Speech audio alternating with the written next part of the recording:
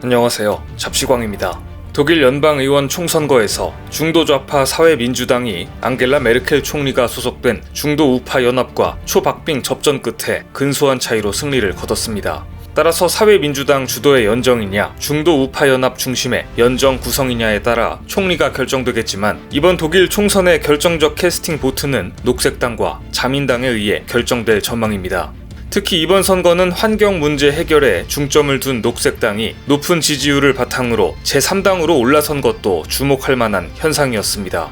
이번 독일 총선거는 한국에게도 상당히 중요한 선거였습니다. 선거 결과에 따라 전 세계 자동차 시장을 움직이는 독일 자동차 기업들의 미래 전략이 결정되기 때문인데요. 전기차, 배터리, 수소 등 친환경 에너지 분야에서 두각을 나타내고 있는 국내 기업들은 관심 있게 지켜볼 수밖에 없는 선거였습니다. 그리고 한국 기업들에게 기회가 열렸습니다. 지금까지 수소 연료차에 대해 미온적이었던 독일 자동차 업체들이 수소차에 본격적으로 뛰어들 움직임을 보이기 시작했습니다. 독일차 업체들은 그동안 전기차보다 경제성이 떨어진다는 이유로 수소차에 소극적이었는데 이번 독일 총선에서 3인당이든 기민당이든 녹색당이 없이 연정 구성이 어렵게 됐기 때문입니다. 특히 주목할 점은 3인당과 녹색당 모두 수소, 배터리 등을 성장 동력으로 삼겠다고 강조하고 있고 심지어 녹색당은 오는 2030년까지 내연기관차 판매 금지를 추진하고 있기 때문에 독일 자동차 업체들로선 전기차뿐만 아니라 수소차라는 옵션도 배제할 수 없게 된 건데요.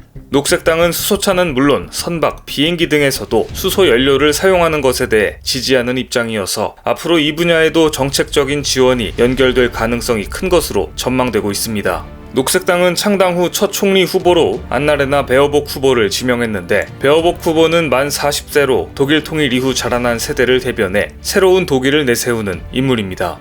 그녀는 녹색당이 집권한다면 기후변화 대응 즉석 프로그램을 첫 법안으로 상정할 것이라고 말했으며 이 법이 통과되면 독일에서는 새로 건설되는 건물의 태양광 지붕이 의무화됩니다. 또 저소득층에게는 전기차 구매 시 보조금이 지급되는 등 더욱더 친환경 정책에 탄력이 붙을 것으로 전망됩니다. 이렇게 독일 총선에서 녹색당 돌풍이 뜨겁자 한국 기업들은 이를 웃으며 지켜보고 있습니다. 이미 미래를 내다보고 수소차와 전기차, 친환경 에너지 분야에 많은 투자를 해왔기 때문입니다. 한국무역협회, 코트라는 이번 독일 총선에 대해서 어떤 정당이 집권하든지 새 정부는 기후변화 및 디지털 산업 육성에 집중할 것이며 관련 산업에 종사하는 한국 기업에는 기회가 올 것이라고 전망했습니다. 특히 독일 정부가 집중 투자하는 산업 중에서 한국의 경쟁력이 강한 분야, 전기차, 수소차, 배터리, 5G와 디지털 경제 관련 애플리케이션 분야에서 독일에서의 수요가 증가할 것으로 보여 이와 관련한 적극적인 마케팅과 기술 협업 등으로 시장을 선점해야 할 것이라고 조언했습니다. 지금까지 전 세계 수소차 시장은 현대차와 일본의 토요타, 혼다, 삼강 구도였습니다. 특히 현대의 수소차에 대한 투자와 연구 개발은 남다른 것이었습니다. 투자에 대한 결실로 2019년 현대의 수소차는 점유율 45%, 2020년에는 65%가 넘는 점유율로 압도적인 시장 1위를 차지했습니다. 전 세계에서 팔린 수소차 10대 가운데 7대는 현대차였던 셈입니다. 현대에 이어 도요타와 혼다가 각각 22%, 3% 정도의 점유율로 뒤를 이었습니다. 그런데 최근 혼다가 수소차 경쟁에서 떨어져 나가고 말았습니다. 혼다의 수소차 클래리티가 7,900만원에 달하는 고가인데다 수소 충전소 인프라 미비 등이 맞물리면서 지난해 200여 대만 팔릴 정도로 부진했기 때문입니다. 혼다는 수소차를 단종하는 대신 전기차 사업에 집중하겠다는 방침을 밝혔습니다. 지난해 6월 독일은 코로나19 대응 경제부양 정책에서 미래산업 육성을 위해 약 53조 4,660억 원을 투자하겠다고 발표했습니다. 자동차 강국인 만큼 기후변화에 맞는 모빌리티 환경 구축을 통해 수소 경제, 5G, 인공지능, 공공기관 디지털화 등에 10에서 90억 유로를 투자하겠다고 밝힌 것입니다. 이렇게 되자 지난해 수소 SUV 생산을 중단하겠다고 했던 다임러 벤츠가 황급히 입장을 바꿔 독일 정부의 지원이 있다면 생산을 고려할 수 있다고 밝혔는가 하면 폭스바겐 그룹에서는 아우디가 100여 명의 연구진을 두고 수소차 시제품을 만드는 중입니다. 이러한 세계적인 변화를 대변하듯이 올해 열린 세계 자동차 최강자들의 박람회 IAA 모빌리티 2021은 전기차 넘어 자율자동차와 수소차의 경연장이었습니다. 수소차에 막대한 투자를 해온 BMW는 수소차 iX5 하이드로겐을 공개했는데 BMW의 수소차는 5세대 e드라이브 시스템을 적용해 최대 370마력을 뿜어냈고 2개의 탄소 섬유 탱크로 6.23kg의 수소를 채울 수 있으며 완충 때까지 걸리는 시간은 3에서 4분에 불과했습니다. 하지만 현대차 그룹의 수소차 기술은 수소차 넥소의 성공을 넘어서 이미 수소 전기 트럭까지 경쟁력을 확보하며 앞서가고 있습니다.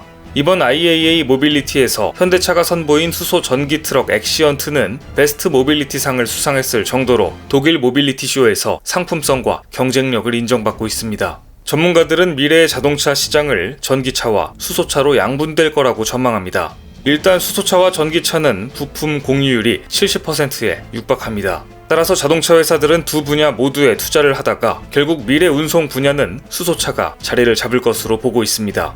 완성차 업체들은 전기차의 단점이자 수소차의 강점으로 세 가지를 꼽습니다. 첫 번째는 가벼움입니다. 배터리 전기차에 비해 수소 연료를 사용하면 차량의 무게가 감소합니다. 따라서 장거리 운행을 해야 하는 시내버스, 화물 운송 트럭, 광역버스 등은 수소차가 대체하게 될 것입니다.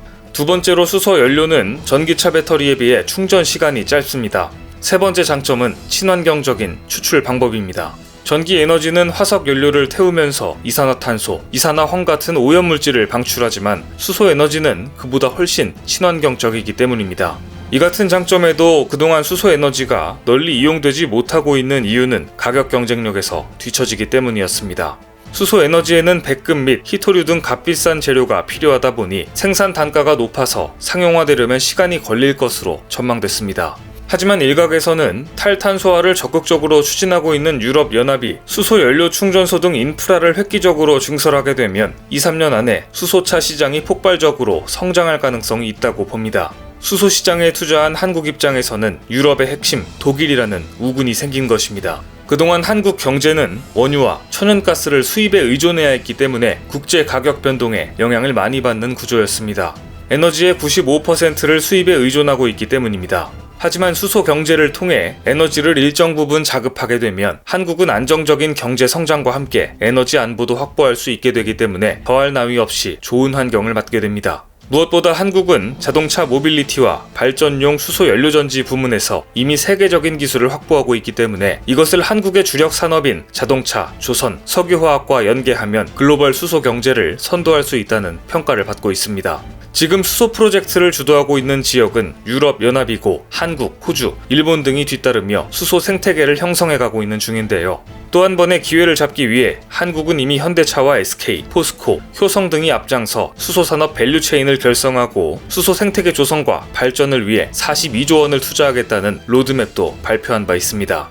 독일 연정의 녹색당의 참여 가능성이 높아지고 유럽연합의 수소 인프라 투자가 확대된다면 한국 기업들이 또 한 번 약진할 수 있는 좋은 기회를 잡을 전망입니다. 오늘 준비한 소식은 여기까지입니다. 댓글을 통한 여러분들의 많은 의견 기다리겠습니다. 많은 분들의 생각이 모였을 때 진정 가치 있는 지식이 완성될 것입니다. 시청해주셔서 감사합니다.